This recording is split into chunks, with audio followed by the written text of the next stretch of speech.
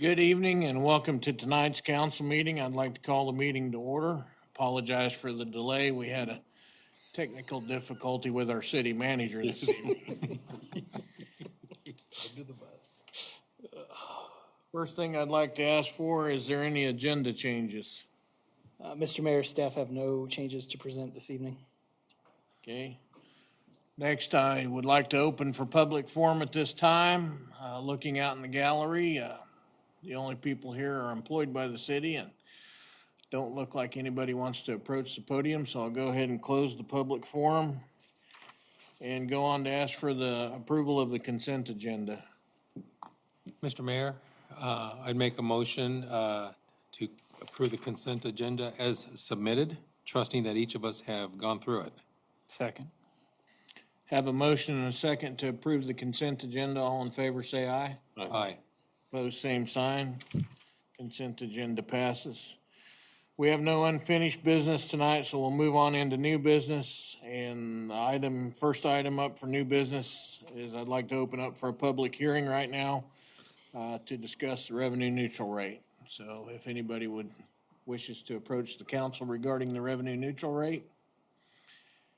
And again, there is nobody in the gallery, so I will close that public hearing. And we'll go on to our next item, which is We need to take action on. we got to take action on that? Okay.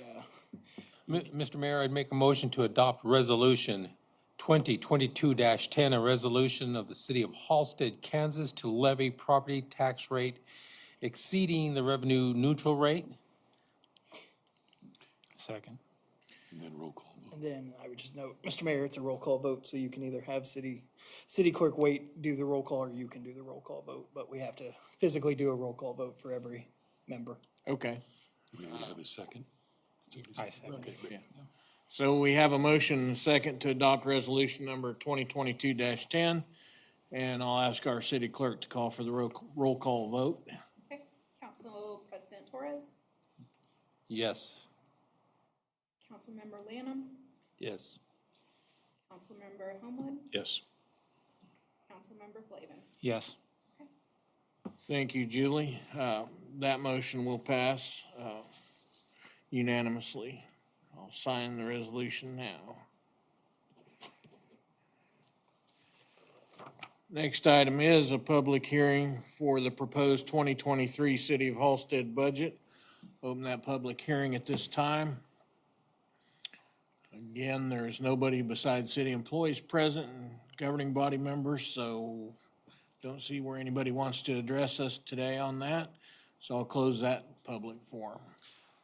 Mr. Mayor, I'd also make a motion to adopt the 2023 budget for the city of Halstead, authorizing governing body signatures on the state budget forms and authorization to provide said forms to Harvey County and the state of Kansas. Second. You don't need a roll call vote on that, righty? So we have a motion and a second to approve the 2023 city budget as published. All in favor, say aye. Aye. Opposed, same sign. And that passes. And congratulations, governing body. We are through the approval process for budget for another year. Next item on the agenda is discussion on grant opportunities and applications, and Ethan will lead us into that conversation.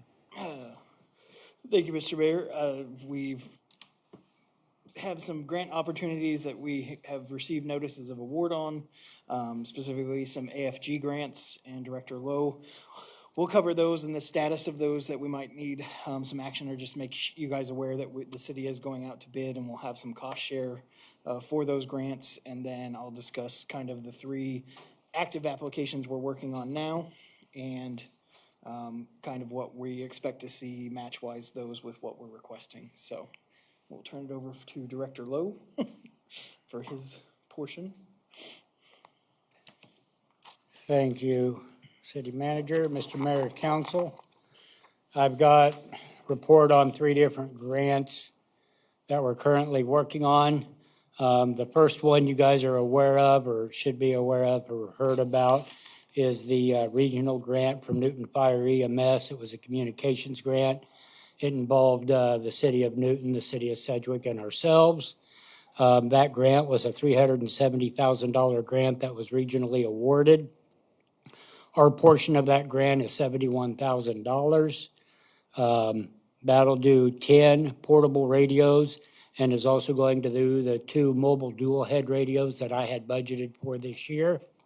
I won't have an exact number of our cost share till we get the bids coming back in, but it's going to be around $7,100 for those 12 radios, which I had budgeted over $8,000 in my line to purchase just the 2 radios this year. So that's going to cover us on those. I will say those 10 portable radios, they will integrate with our system, but those are the what's called the 6000 XE radios. So they are a high heat, chemically sealed, intrinsically safe radio and dual batteried radio that we'll be getting. Those radios run about $7,500 a piece. So those are going to be probably, Deputy Chief Hoffman and I talked, will be assigned to our main fire staff that go into actual working structure fires to give them the higher protected radios while they use those, and we will use our medium grade radios and move down. I don't know if we need to do anything with this one tonight until we have the exact number. No, okay. This is just an aware that that one is out for bid right now. That grant host is Newton Fire EMS, and Deputy Chief Liam is handling all the paperwork on that one. The second one I'm bringing forward is 2 weeks later, we were notified we were awarded our radio grant locally for the city of Halstead. Those are for the APX 900. They're the basic communication radios. We were approved for $22,800 for those. Our cost share on that's going to be roughly $1,080. Right now, I've got the bid packet made. Got it over to Brad for review to make sure I hadn't missed anything, because we have to meet several steps of non-discriminatory and everything like that on the packet. So I asked Ethan to have Brad look at it to make sure, since this is the first time I've dealt with any of this. And I will say, we've had a visitor come by a couple of times to help kind of guide us what we need to do to make sure this is happening right. He did remind me that on these that we're the host agency on, we will need to do a legal publication in our local paper that we're putting this out for bid. We have nobody local that can handle these grants, but we still have to do the advertising on it and save that as part of the packet. So I hope to have that one going out for bid and being able, once I have the bids, to secure that number for you as well.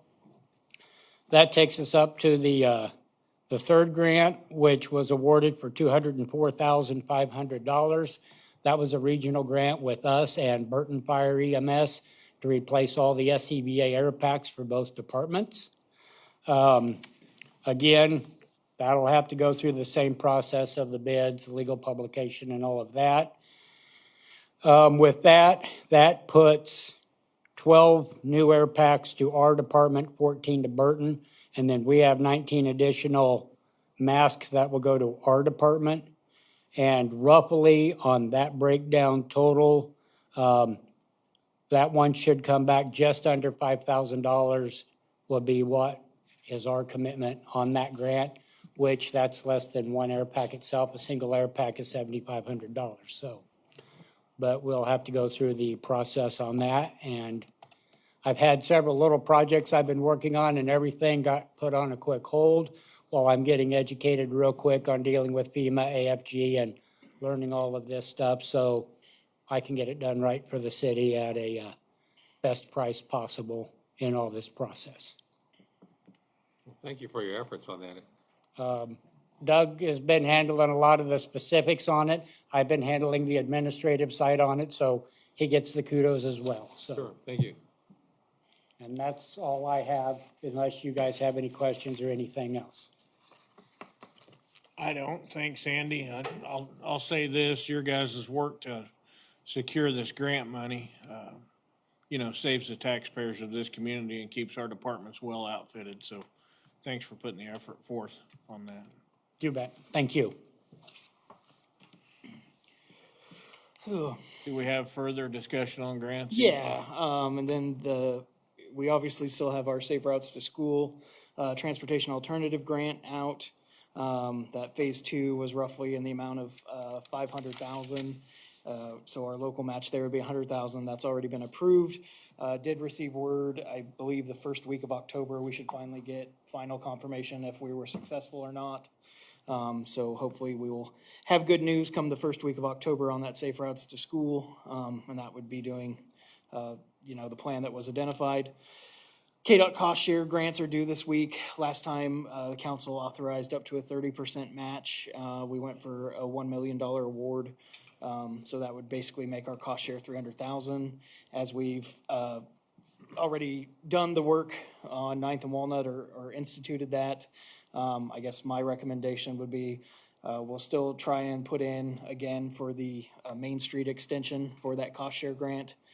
Still at the same amount, but taking that match down to 150,000 just because we've already encumbered with that Ninth and Walnut project, those funds that we were gonna use for a cost share.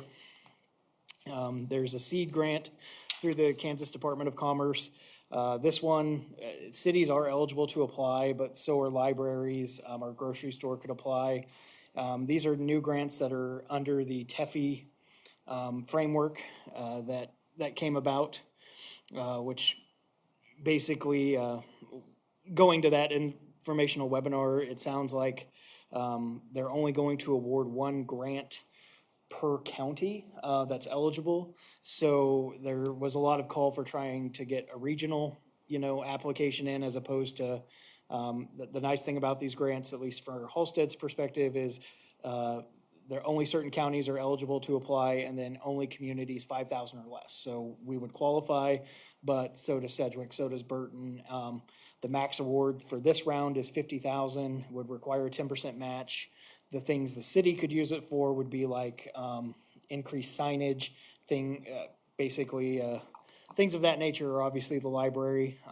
Forwarding this out, I kind of feel, and we'll have a better idea maybe after the Council of Governments meeting, we have other grant requests and opportunities. I'm happy to apply for one on our behalf, but I don't want what we do to take away from maybe what the library could get or what, Russ could get at the grocery store if he's applying for that. And then obviously, it sounds like we really need to take in and if all the libraries are going, they'll have a much stronger application if they all apply together than separately. So, we'll see how it goes. It's a new one, but I will gladly put in an application if you guys want me to, for what the city would be eligible for. The last one is the hazard mitigation grant. That letter of intent's also due this week. We met with one of the safe room contractors that we could use on site. Basically working with Andy and Grant on kind of getting the population numbers as far as, since it's for a storm shelter, we have to prove up or build it basically to how many people we think would use it in that general vicinity, especially like Riverside Park. But there, I'm guessing, if we're looking at somewhere between at least a 500 square foot building, somewhere between 500 and 1,000 square feet, our cost share is probably going to run somewhere between 50,000 to 100,000 on that if we're awarded. So again, if we are awarded, you guys will have to codify that, but I guess I wanted the discussion and put that out there of, if we get these awarded, we're gonna come back and ask for grants, and as we do those matches, then that obviously we have to kind of reshuffle some of, what's on the capital improvement plan, if you will, because you have to have those matches up front. So, that's where we're at with, the various grant applications. So a letter of intent and an actual application to get in this week. But I'll gladly take questions or any suggestions like on that seed grant, whether you guys want staff to put time into trying to get an application together. Have you talked to the library or Russ? I sent the information. I have not yet contacted Russ yet on that. I reached out to the Learning Center and Health Ministries as well, because there's some eligible expenditures that might apply to them. I know the Learning Center was very interested in what their Jolene was out sick last week, so I've not got with her yet to see if she had any interest or had known about this. So, and the seed grant applications aren't due until the end of the month, so there is some time for us to still regroup and apply. Well, I got the impression regarding this motion that some of the stuff that Director Lowell is working on still needs a little bit of work. So do we want to basically table this for right now? Andy, do you know when you have to have your RFP formally? Is it already out or? No, as soon as I get, hear from Brad on a thumbs up, then I'll start the process of submitting. We talked about by Wednesday, in terms Well, of your email. I did a highlight one, it has to go out for 2 weeks, I was just. Okay, looking at the date okay. to go. So, yeah, Yeah, I gave Brad a couple weeks to go over it and get back to us. I'd say the motion and why it kind of seems like a vague, it's just, basically, it's a motion that you guys are acknowledging that you understand Andy is going out for proposal Okay. on it. Yeah, obviously, like any proposal, it'll come back. The city will have the right to reject any and all bids, so. And then, yeah, same on grant applications, just, it's kind of a cover for city staff as well, that, you know, no one's shocked when I come back in a month and have say, hey, the hazard mitigation grant was successful, and now I need $100,000. Yeah. So, Well, regarding Rust, if you don't mind, I can reach out and visit with him and probably get back with you by AM tomorrow, let you know what his intentions are. yep, You know, it'd be nice for the city to have some things, but also other community members partake if they can. yep. I'd like to pursue it if we can. Sure. And if he wants to step aside, then we can go for Yeah. it, yeah. Well, with that, motion to approve city staff to prepare requests for proposals and grant applications and publish and submit necessary paperwork as presented. Second. Have a motion and a second to allow city staff to pursue these grant applications. All in favor, say aye. Aye. Pose same sign. That passes. Do you have anything else regarding grants this evening, Ethan? I do not.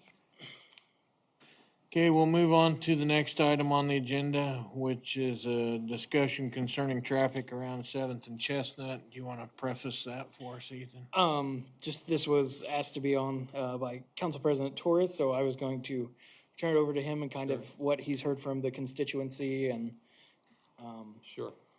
I've had a couple of parents and the crossing guard reach out to me regarding the Seventh and Chestnut entrance to the school there. They've paved a parking lot there, and so there's a lot of activity there this year. And so what's happening is, I told them that you're going to have to probably get with Chief Orem to see what's feasible, possibly the block north of Chestnut and the block south of Chestnut, possibly note that as a 20-mile-an-hour zone. Also some signage, some new signage indicating school zone. And again, these things can all be worked out with the school, the crossing guards, Chief Orem, but possibly also signage indicating no parking between 7 and 4. And these are kind of the real heavy times that parents are dropping off and picking up. So this is more just a passing on information. Maybe Chief Orem would want to get together with the school, or I can have Mr. Robinson get together. But anyways, we have parents that are wanting to go the direction of making this a more safe area as far as children and traffic. To identify that as a school zone, is that a formal action that we would have to take, or is that something that the city would just say, no, this is a school zone now? I think we probably have to do an ordinance Yeah, we have to do the ordinance for traffic way. upon recommendation from like the police department. I do know, I mean, part of our Safe Routes to School grant did, if you recall the path, it's kind of the 6th Street on the north side, and then it did include Chestnut down to 10th, and that is one of the 3 crossings, if you will, that is in that grant application to make improvements. Obviously, if you all are interested in doing a school zone, we can start the formal process to get that declared school zone, because that wasn't necessarily, better signage, better marking of the crosswalk. was included in that application, but we didn't necessarily contemplate the full school zone at that time. Right, So- right. And that's the thing that I was getting from some parents, is they'd like to have it officially noted as a school zone, which I think is a good idea. I don't know why it's not, actually. Right, right. There's a couple old signs there. In fact, there's one sign that's pretty much covered by a tree. That tree has to be pruned back so you can see it. But there are a couple of signs out there, but I think maybe a little bit more signage and the no parking between these specific times would be beneficial to that space. Another thing is, north of 7th Street on the west side of Chestnut, that whole length all the way to 6th Street is backed up with parents there to pick up their children. It has just kind of worked into that.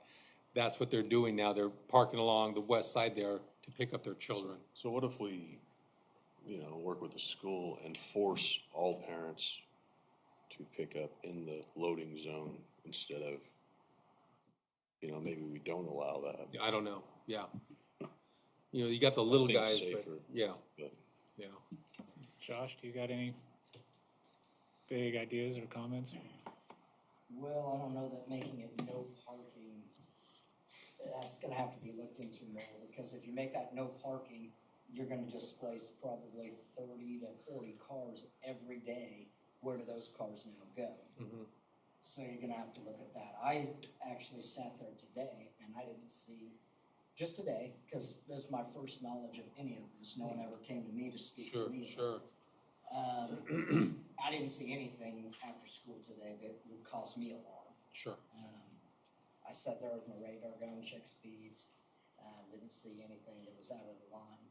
Now, I would agree, something better for the crosswalk would be beneficial. Sure. I know initially we had a flashing light there above the crosswalk. Yes. And I know some construction stuff or light pole issues happened, and it's not there anymore. That may be a start, getting that flashing light back up if we can. Okay.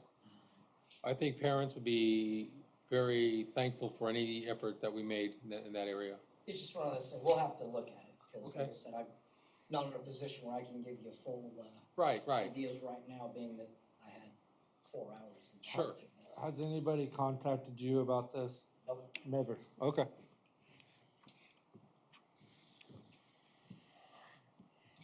Any other questions concerning that issue, council? If not, we'll move on and rely on our people to look into that. The next item on the agenda, I'm sure is something everybody wants to talk about. Natural gas storage option. And I'll let Ethan bring that to the table. Thanks. You have some handouts there that is a little more city-specific than what was in your packet. But basically, Southern Star is opening up storage capacity on their natural gas pipelines. So basically, in the storage months, which would be summer, think like April through November, the city would purchase additional gas, if you will, and put it into storage. Then in the winter months, you can withdraw a portion of that. The big thing I guess I want to preference is this is not necessarily the same type of storage as you have like with a water tower where you have all of that and can get it all at once. This is very much ratcheted storage, if you will. So there is a max daily amount that the city can pull out of storage. And so therein is where this kind of gets interesting. The first page of your handout, if you will, kind of shows you what the city's typical annual gas usage is over the last 3 years, and then our peak daily use in the winter. It gets very risky if you do 100% of that peak demand, because anything, if you're buying gas at a certain price, if you have a warm winter or something, you're not using all that, well, you've bought gas that's just, you're not even using or burning. So we would definitely, it'd be safer if the city wants to look at doing this, to do a percentage. KMGA, again, recommending somewhere between 10 to 25. The next, that shows the cost analysis. So Southern Star sets the parameters for this. It's market driven. Right now, natural gas is, as we all know, an elevated and in demand commodity. So the floor is 70 cents. They won't entertain any bid under 70 cents an MMBTU. And that's just basically, if you want to think of it, it's your pay-to-play rate. So any storage we want, we're going to pay 70 cents minimum to even put it into storage. And that's additional cost of whatever the cost of the gas was. So you have that guaranteed cost. So looking back, you can see storage would have really paid off when Winter Storm Uri hit. The thing though is, remember, the city received a $2 million gas bill. So basically, this would have deferred that down to about 1.8 million, because during that storm, we couldn't have pulled everything we needed during the storm out. We would have only basically been able to pull, if we set the amount at 25%, we only would have been pulling 25% of our need for that day out. So you still aren't completely taken out of the possibility of getting into the daily price. And if you look back 2019, 2020, where gas prices were so low at stuff, there actually would have been a net loss if we would have done storage, just based on how much we used in the winter. You know, last year, not counting Winter Storm Uri, or, you know, we would have come out, you know, about 6,000. So this isn't a guaranteed thing, because it's a market-driven price. I mean, you're really dependent on, one, that the gas market holds and operates like it should, where summer gas is typically always cheaper than winter gas. But there's so many factors too that might influence or might potentially see the city taking a financial hit doing this, in terms of if you have a really warm winter and you're not pulling out as much as storage. So Reading through this last night, I just found that just this on page 161, there were a lot, aside from the 70 cents for storage, there were fees for injection, there were fees for withdrawals, there were shortage fees, overrun service charges. It's like this commodity can really just get out of hand, and depending on what other communities are doing, how they are withdrawing, that would limit us access to what we have. Yep, and then it always depends on what we have, you know, of your the max amount of MMBTU that you can store. As you get closer and closer down to the lower limit, then they actually can ratchet you and say, well, instead of 25%, we're only gonna let you pull 10 because we don't want your reserve to go too low. Absolutely. So it's very much still controlled by Southern Star, and I mean, there is the chance that this is something that could help defer some of those costs, but it's also, I mean, it's also something that makes Southern Star money. A lot of money. So I know we've talked after the winter storm, you know, of strategies. This is one strategy to try to defer, but this basically is very much relying on the market to operate appropriately, really hoping that, again, previously when Southern Star opened up this pipeline storage, the last time they did it, they were calling for those MMBTU reserve prices to be around 30 cents as the floor, and the winning bids were coming in, you know, at 40 cents and up. So the chances of us getting it at 70 cents is very small, in my opinion, just based on looking at that historical. This would be something that KMGA manages on our behalf, because we're not direct Southern Star customers. Our gas, most of it, I mean, it comes through Southern Star, but then goes through Black Hills. So we would rely on KMGA. They're not adding any sort of, you know, hidden fee or anything to do this, but basically they wanted to present this opportunity to us. If we're interested, we need to basically tell them what percentage we'd be comfortable with, and then what our max bid price would be if we're interested. But as you can see, you know, it's something that would pay off in those winter storm Uri situation. I mean, $20,000 a year guaranteed cost to save $227,000. It's pretty good return, but you have 2 other years of that 3-year cycle where you're either losing $8,000 more, or you only made $6,000. So, And then the short of it, if you look at the math, if we would have had this program in place when Winter Storm Uri hit, it would have reduced our bill by 10%. yeah, In the scheme of things, to me, that's not worth the headache of having to deal with them nickel and diming us to death on fees, whether we're injecting, whether we're, pulling out. Plus, like George said, with their overage fees and everything else, they're in it to design it to be complicated so that you mess up and they can charge you more for the gas. And once again, as I said, we would be subject to what other communities are doing. It would really limit our accessibility to, So I think you gotta look at the return on investment and, if we had mild winters for 5 years in a row and we were, putting $20,000 in loss out there for 5 years, it doesn't take long to pay that off. council, do you have anything to put in on this? Basically, what we talked about before the meeting even started, and I think you've mentioned most of those things, and then in some instances, for example, the other loss of anything stored, they go ahead and spread that over the different users as well. Give us an example. We talked about that. Some of these weren't here regarding the loss. Yeah, well, like when I was dealing with it previously, we did the underground storage. That Yagi field went south on us and blew up parts of properties in Hutchinson.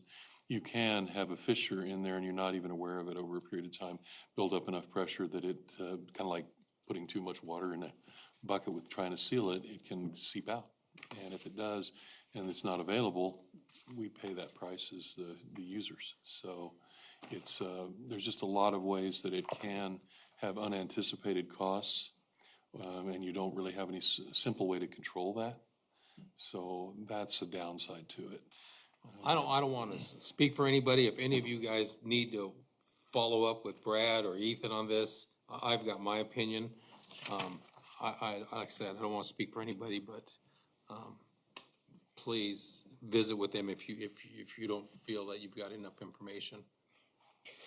Saying this is I know this is a fast turnaround. I mean, we were surprised too, but it sounds like this 30-day window of when Southern Star notifies to when they want bids in was pretty simple, but that's mine too. I mean, the other thing to consider for the consumers is, even if you do the cost analysis at a 25%, match and a 75% bid, basically the increase in gas costs throughout the year is almost $3 to save in that extraordinary event, at that point, 25% of what we were billed.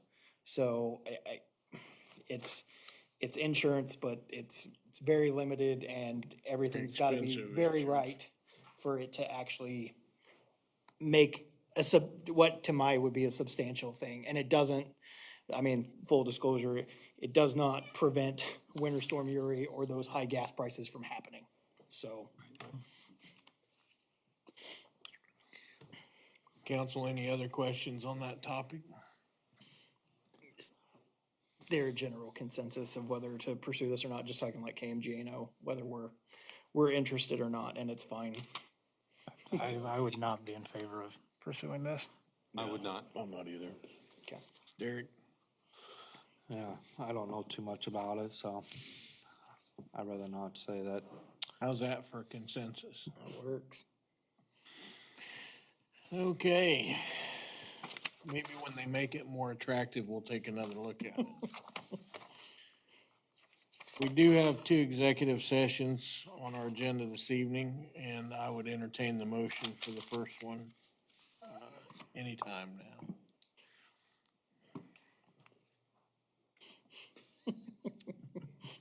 Deja vu. Yeah. Oh, jeez. It's consistent. Feel the love. Mr. Mayor, I move that the Halstead City Council recess into executive session for 20 minutes to discuss proprietary information pursuant to the confidential data relating to financial affairs or trade secrets of corporations, partnerships, trusts, and individual proprietorships, exception KSA 754319B4, and ask that in addition to the governing body, the following persons join the governing body in executive session: the city manager and city attorney. The open meeting and governing body to reconvene in the city council chamber at 8 p.m. Second. Have a motion and a second to enter into executive session. All in favor, say aye. Aye. Same sign. We are in executive session. We'll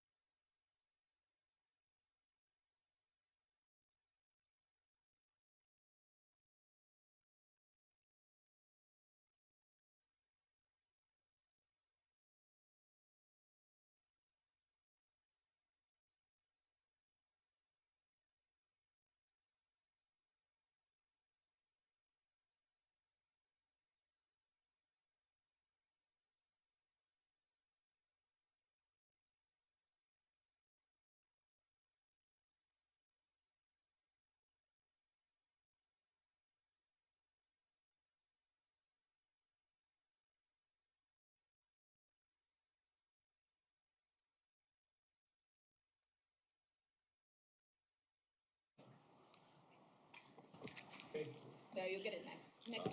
Okay, we are back from our executive session. Is there any action to be taken as a result of?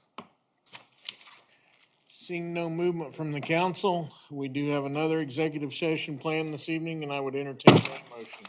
Mr. Mayor, I move that the Halstead City Council recess into executive session for 10 minutes to discuss performance review of an employee and maintain privacy rights pursuant to the personnel matters of non-elected personnel, exception KSA 754319B1, and ask that in addition to the governing body, the following persons join the governing body in executive session: the city manager and city attorney.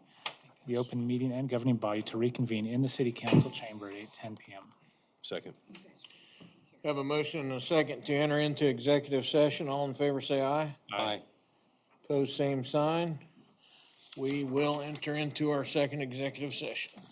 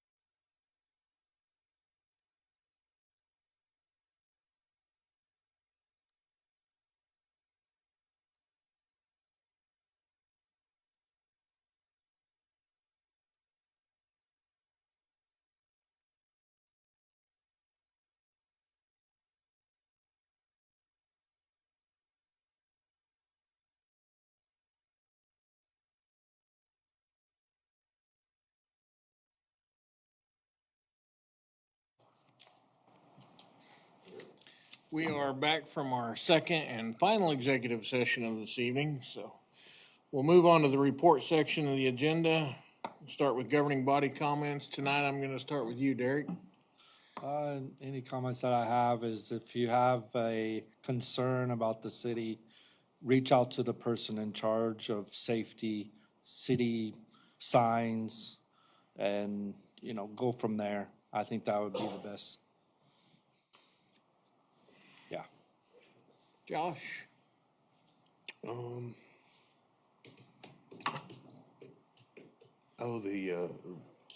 city's offering vouchers for trees, $50, you can get 2 of them. I took advantage of it. I recommend some people get them while they last. George? Yesterday afternoon, I was out at the burn site, and I saw that somebody was using it as a dumping site. Our burn site is not a dump. It's there for leaves, branches, and grass. If this is abused, we do stand the chance of losing our burn site, so please don't use it as a dump site. Brody? I have nothing tonight. I'd like to echo George's comments. I've been out there a couple of times dumping grass clippings myself, and when you haul grass clippings out there in plastic bags, you're supposed to cut those bags open and dump them. Do not leave the plastic bags out there. Everything has to be biodegradable or burnable that's out there and come from nature, not construction waste. So keep that in mind as you're using that asset that we keep available. Now we'll move on to our city manager and his report. Thank you, Mr. Mayor. Council, I emailed you all the more formal report, but just some highlights. I just want to acknowledge City Clerk Waite completed Coma and Core training through the League of Kansas Municipalities, and then Deputy Clerks Wallace and Connell will be going to Clerks Institute this year to start their training. So excited about that. On a general note, we saw with this most recent billing that water consumption across the city was up compared to usually same time last year. It has been hotter and drier, but just ask people to, look at those water bills. If they have questions, give us a call.